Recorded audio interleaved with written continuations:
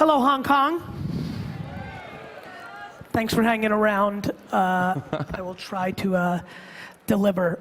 So one thing I've been thinking a lot about as I've been spending time walking the conference hall and spending the day today in Hong Kong is just the diversity in the audience of where we come from, what we're trying to achieve. And I gave a lot of thought to, what do I really want to deliver in this keynote? How do I bring value? I think one of the things that, you know, when I think about products or services, and definitely when I speak or create content, how do you bring value? Like, what's the trade here? I'm getting your attention, I want to bring you value in return. And the thing that really stands out for me is the one thing that I'm confident in, the one thing that I'm absolutely confident in is what attaches all of us. What is the one common theme, whether you're a startup, whether you're a professional, whether you're a student, solo entrepreneur, large company, starting tomorrow? What is the one thing that guarantees a connection point that we can all agree on and get value out of the framework that I create here?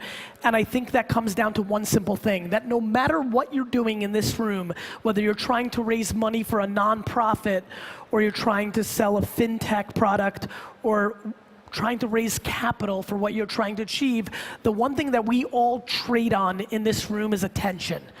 The thing that allows me the luxury to stand here in front of you guys today is that I have had a very successful career over the last 20 years on trading attention. Basically, all I ever think about is your attention. Where is it? And how do I create content there to drive whatever I'm trying to achieve? So when I think about the connection point for this audience, it's predicated on attention. Where are the eyeballs? Where are the ears? Where are they? And how do you trade on them? Now, the way we trade in the environment we live on today is, this is it. Like, anybody who doesn't understand that this is the single most important thing on earth besides your health is making enormous mistakes. Now, obviously that's a hyperbolized statement, but if you want to be relevant, if you're sitting in this conference right now and this is not your religion, you're in deep shit. And you're in deep shit because every second that goes by, whatever the consumer's attention was on, it is going here. And will there be a day when this goes away? Absolutely. But for now, it all comes down to trading attention in the reality of the moment we're in. And that reality sits in that device, and it sits on platforms that have been able to become layers on top of that device. And in every country, whether it's mainland China versus Russia versus the US versus Indonesia, every country is gonna have its dynamics of which 3 to 7 to 9 platforms were able to penetrate and layer themselves on top of here. And then once that is established, it is everybody's job in here to produce stories, whether in written, audio, or video form, to be in those platforms to basically tell your story. And you need to basically explain to me the value prop of what you're bringing to the table in that environment. And the big vulnerability is, if you've been a marketer or operator or entrepreneur for the last 20 years, like I have, the shit changes. In 1996, 1997, in the US market, I created an e-commerce wine business. That was smart because other wine stores weren't doing it. Then there was this thing called email. And I had, how many people here have done email or do email marketing for their business? Raise your hand. High, raise it high, don't be shy. Great. So for some of us that have been doing it for a little bit longer, in 1997, I had 90% open rates on a 200,000 person email newsletter. And it wasn't because the email was so incredible, all I wanted to do was sell you Bordeaux. It was that nobody else was doing it, and so the attention arbitrage was in my favor. If you read email in the late 90s, there's a lot of youngsters here. If you read email in 1997, you read them all. And so that was my first foray in getting an arbitrage. Then Google AdWords came out, and I bought every wine term on Google for 5 cents a click, and Google AdWords were grossly underpriced. The market underpriced the attention of people searching for products on Google or services or information, and I was able to make an arbitrage there. And then it was YouTube, and then it was Twitter, and then it was Facebook, and then Instagram, and da-da-da-da-da-da-da-da. Punchline being very simple. If you are not sitting and debating on an everyday basis on how you, as a human or as a company, act like a modern day media publisher, how you communicate, whether in written, audio, or video form, and then which platforms are underpriced and overpriced, you're basically missing the punchline. It doesn't matter how good, bad, or indifferent your product or service is. If nobody knows about it, you are vulnerable. And the thing that I'm curious about is where everybody in this room is on their life cycle. Because if you've had success for 3 or 4 years, you might have fallen in love with what got you here. The biggest concern I have, and I see some heads nodding already, is what got you here today is always the thing that's not gonna get you to tomorrow. The problem is, for anybody that's had any level of success, you become very romantic and you fall in love with the maneuver that got you here. And so I have been fascinated, and now as I project the next 2 decades, it's fascinating how quickly our attention shifts. For example, for me, if you asked me today, what am I most paying attention to? Where do I see the next arbitrage? It's absolutely around audio. I'm obsessed with what's going in the US market, not only around podcasts, and this is global, but especially around what's going on with Alexa from Amazon, Google Home, and the future Apple HomePod. When you think about sound, one of the great mistakes of my career was passing on the Uber angel round at $4 million valuation twice. When I later invested, when it was a $50 million valuation, the reason I invested was not because I saw anything other than I realized that Uber was selling time, not transportation. The one thing I promise you is that every single person here, besides the health and well-being of their family and money, values time. And time is emerging very quickly. If you take a look, and this is extremely prevalent through the Asian market, European market, South American market, US market, time's value is exceeding on an everyday basis. As we become more busy, we start valuing time tremendously. That is what Uber and other transportation apps have traded on. It's saving you time. Even the perception of time is a good business model. But the thing that I think I'm very fascinated by is how much sound and audio will be selling back to you time founded that you used to not have. When you watch a video, which I think we can all agree, video content is scaling in importance and is absolutely in the prime of its medium right now.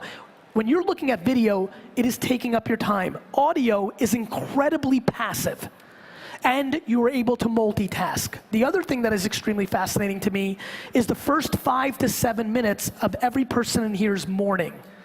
And when I think about the potential of sound devices interacting with us and giving us our briefings or our 10 things we need to know, the reason I chose Rise, Hong Kong crowd, the reason I chose to focus on sound right away is I'm obsessed with figuring out how do I bring value while I stand up here today.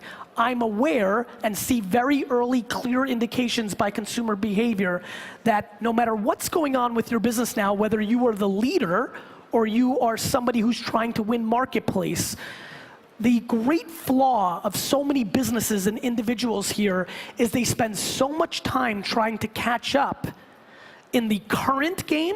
They don't spend enough time anticipating the next game and being a first mover. One of the great things about the era of social media is if you sucked at YouTube or Facebook, inevitably Snapchat and Instagram were coming next. It's the great thing, it's the terrible thing. It sucks having a 20-year career where you've been right a lot and you know that it only lasts for a little bit and that something will emerge that you have to be right about again because you will be arbed out of your leadership role because the attention of our consumer will shift.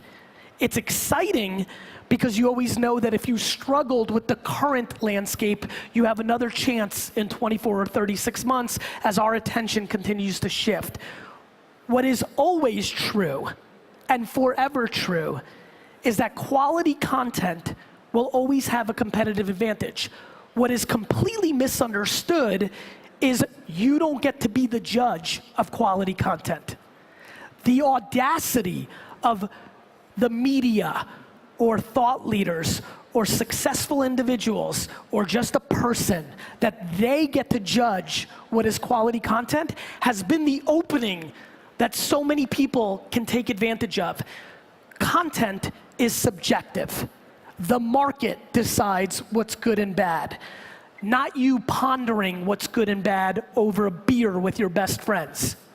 So we need to spend a lot less time debating quality, and we need to start thinking a lot more about clear indicators that quantity and distribution really, really matter. If you are an artist that produces music, it is now only practical to produce a new song every week and put it on SoundCloud and Spotify and every platform that you can.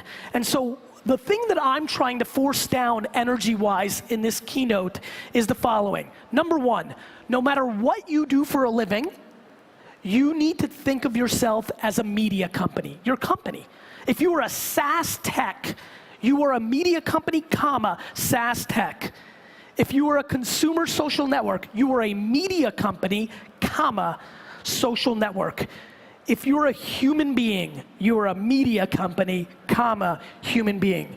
When you wrap your head around that, you start understanding what you should be doing, which is, in your natural way, producing stories for people to consume to bring awareness to what you do. Let me explain. Number one, you have to figure out which medium over-indexes for you. So many people are trying to be something that they think is emerging, like do you know, guys, do you know how hard it is to live stream and keep people's attention? Like, it is difficult to be good enough on live video that's worth watching and keeping people there. That takes an enormous amount of skill. So instead of worrying that video is emerging, because nobody 36 months ago said, you know what's gonna get cool again? Radio. Nobody saw serial or podcast emerging at the level globally that we've seen. So one thing I can promise you is nothing new is gonna happen. The same mediums of communication, which are the framework to awareness to any product, service, movement, or anything else, will always stay the same. What you need to do and your organization need to do is figure out, are you a writer? Are you a voice? Are you a video producer? And then really start focusing on that and the contextual platforms that allow you to distribute that message. This is the game, and this game is not changing. This game will not change when we go into an augmented virtual reality world. This game will not change. This is human communication. The people that drew the best pictures in caves won. The guy who did the best smoke signals on a fucking mountain won. And it's tried and true over and over again. The only thing that changes is the mediums, and the thing that everybody has to focus on is not content. Everybody talks about content is king. Meanwhile, everybody's missing that context is the queen, and she runs the fucking household. And what we are not doing is respecting context enough in the current landscape of communication. And that is where the magic sits. I have been able to over-index. When I audit other places that are able to over-index, they are respecting the context. They don't dismiss hashtags. They don't dismiss filters. They don't dismiss the nuance of how long is the read on Medium. They don't dismiss the first 3 seconds of a YouTube video. They don't dismiss, they don't dismiss, they don't dismiss. I see a Facebook post, I see a post, I analyze every piece of word in the copy, the screenshot that is the default, the engagement, all of it. All of it matters, and communication is what brings awareness to what you have. The best way to sell, my friends, is to have it come to you. The best way to have it come to you is to produce something that is relevant to your audience and understand how to distribute it. And so that is the punchline. I'm gonna veer off for a few minutes. I'll come back to it. but I want to try to check a couple of the boxes here while I'm here. I want to speak to the, how many people here are entrepreneurs and run their own business? Raise your hands. Perfect. I want to speak about this for a second. I think there's a couple things I'd love, one man's point of view, just a couple of random thoughts. Number one more time, entrepreneurs. We have it so good. This is the greatest era of entrepreneurship ever. I want you to realize how grateful you should be because your grandparents and your great-grandparents didn't have it this good. The practicality of what guys, we are underestimating the internet to a level that would blow your mind off. The internet is the greatest thing that has ever happened to the human race. People will be pessimistic about it, but this is an incredible change of it. How many people in this room remember the world pre-internet? Raise your hand. Shit's crazy, right?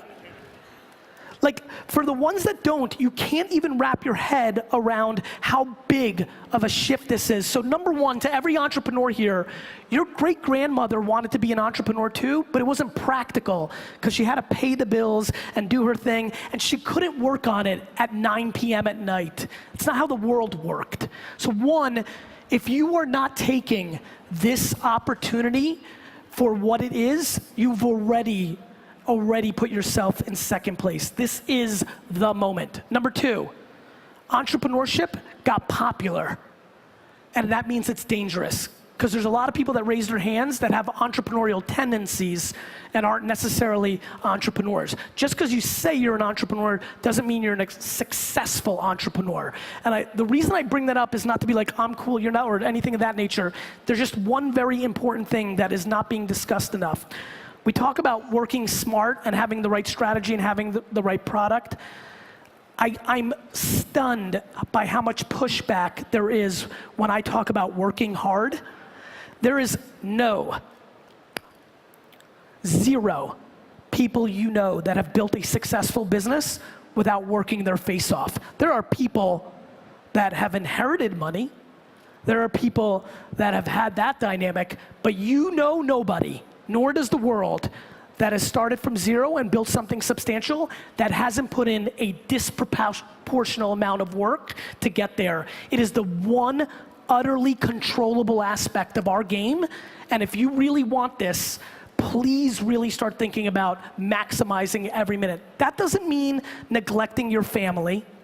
That doesn't mean neglecting your health, but I am stunned as somebody who's spending an enormous amount of time in this ecosystem by how many people have the ambition and their mouth is running to what they're going to accomplish and their actions don't map to it at all.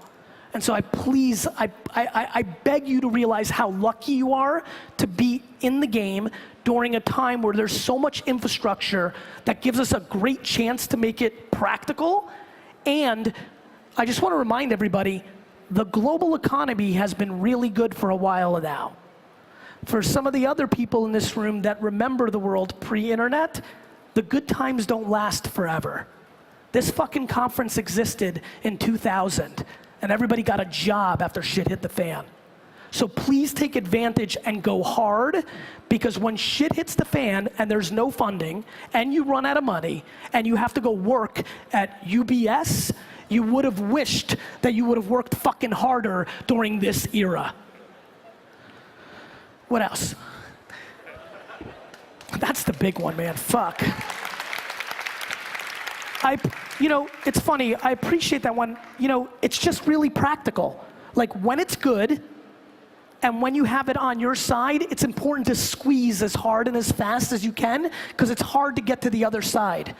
And there's, when I look around this room, there's so many youngsters. If you've never tasted the shit era, if you weren't operating in 2008 and 9, if you weren't operating in year 2000, you just don't know. It's not your fault. This is the landscape that you've worked on. This has been the environment for the last 8 or 9 years. It's very difficult to know what the alternatives look like. Let me help you what the alternatives look like. Your fucking idea is not worth $4 million. Right? You don't just, your B round isn't, guys, I invested in Tumblr in 2009 in its B round at a $14 million valuation. It's a different landscape, and it takes real skill to navigate through those times, so you have to take advantage of it right now. couple of things that I'm really paying attention to. The things that I am passionate about being underpriced, which are social networks that have true marketplace ad platforms. So let me say it carefully, because I know a lot of us play in different markets. If you have a social network at scale, where all of the pricing of the ad inventory is based on supply and demand market dynamics. The Facebooks and the Googles and the things of that world. The thing that I want a lot of the startups and entrepreneurs to understand here is the following. The Fortune 1000, the 5,000 biggest companies in the world are grossly underspending on these platforms. They are grossly underspending on these platforms. As somebody who lived through the word wine being 5 cents a click and then being $9, let me explain to you what's going to happen over the next 36 to 48 months. As these companies wake up and realize they're pouring good money down the trash on television commercials and billboards and all this other horse shit in a 2018 environment, they're gonna take that money and they're gonna move it to these marketplaces. And the cost of you penetrating the end consumer's attention will grossly excel in cost, deeming them less of a good deal than they are today. There will be a day when I go to fucking Rise or Web Summit or whatever the fuck Patty tells me to go. There will be a day where I stand right here and I will say, you're still doing social networks? You're an idiot. Not because anything other than two dynamics will happen. Number one, we will be more conditioned to feed dynamics and start tuning out the ads.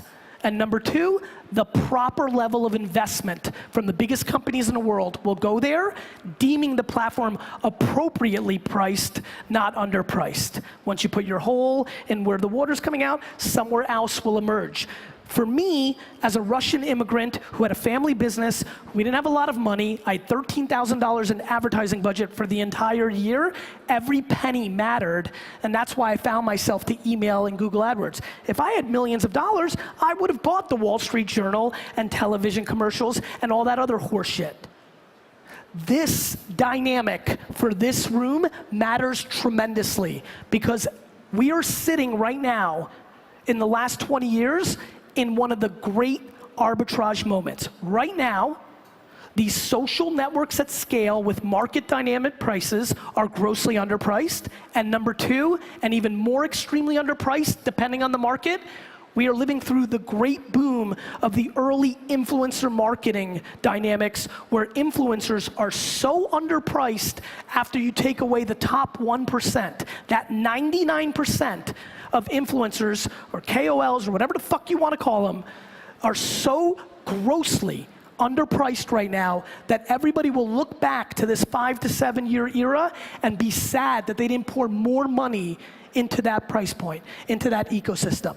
And so for me, as I sit here today, I get excited because I know the people that act on these arbitrages are gonna disproportionately win.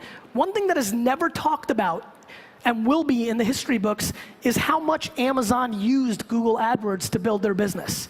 One thing that is long forgotten is how much eBay used Google AdWords to build their business. We have these moments and you need to take advantage of them. And so I implore you that if you're still just headline reading and you've made your decision on the ROI of WeChat or Facebook or Snapchat or whatever it may be, that you get educated, because the amount of people in this room that are headline readers and are not practitioners is stunning.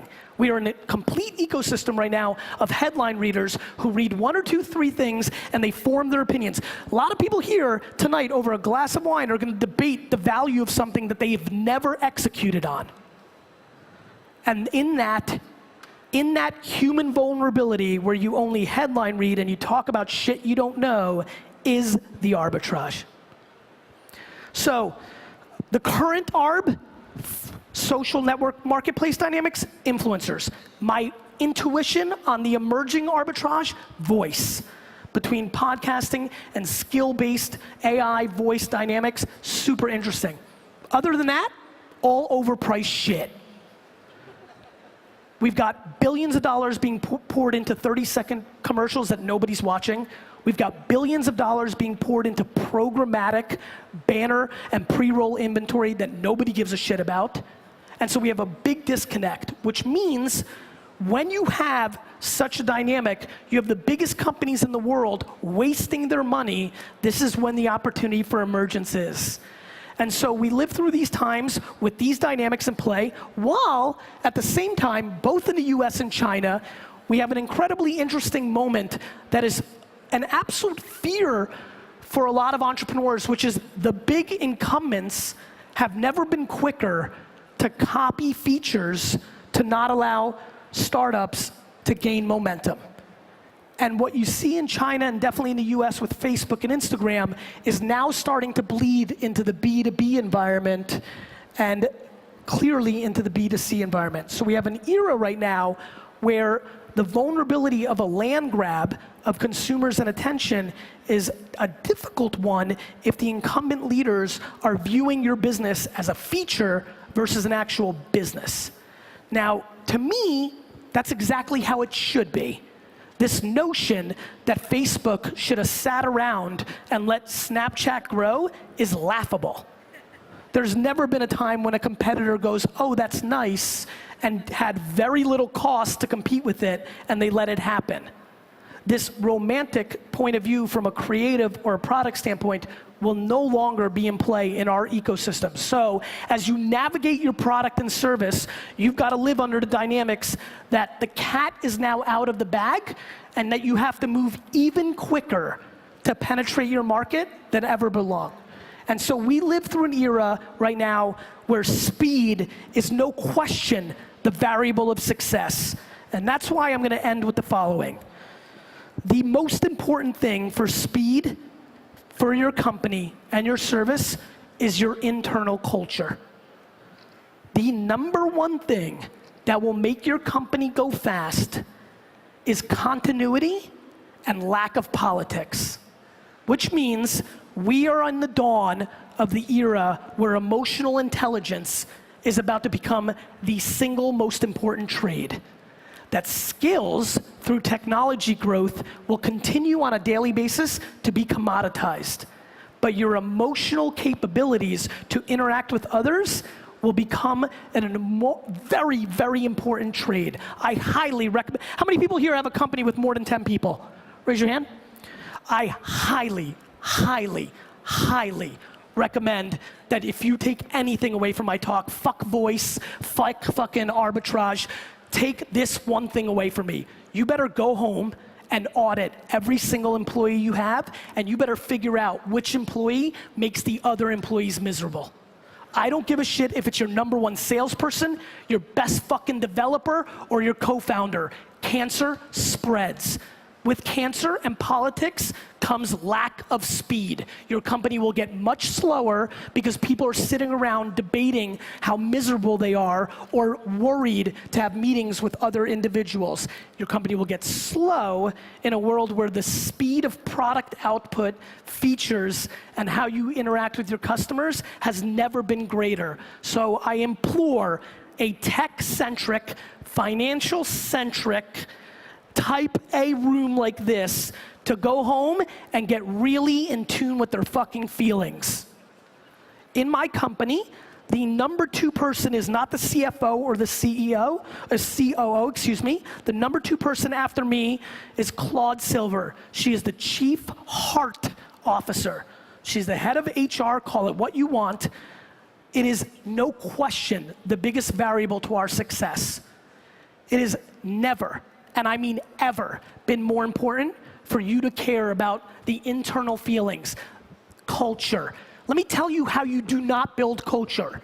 You do not build culture by having free snacks in your cafeteria. Let me tell you how you do not build culture. You do not build culture by having a foosball table or open seating.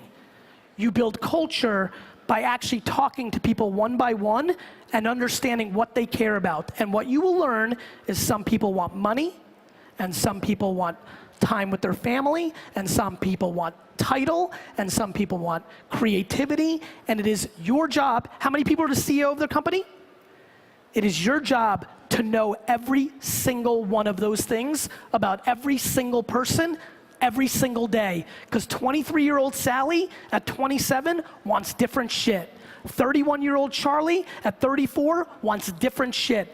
It is time that this ecosystem starts paying attention to the human elements that will drive our businesses to the next level. This is a conversation we are not having, and it is the conversation in the next decade. Thank you.